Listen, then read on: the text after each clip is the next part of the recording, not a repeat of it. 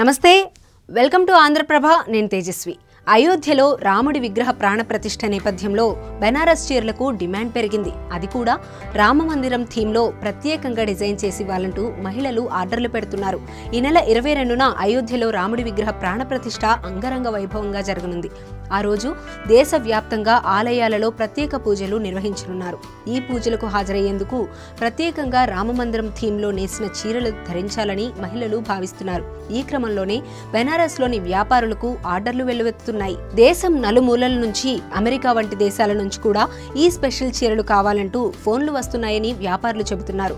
Quality, డిజైన్లను బట్టి ఒక్కో చీర ధర 7,000 నుండి 1,00,000 వరకు విక్రయిస్తున్నామని వివరించారు. చారిత్రక విశేషాలను తెలుపుతూ తయారు చేసే చీరలకు చాలా డిమాండ్ ఉంటుందన్నారు బిజినెస్ మెన్స్.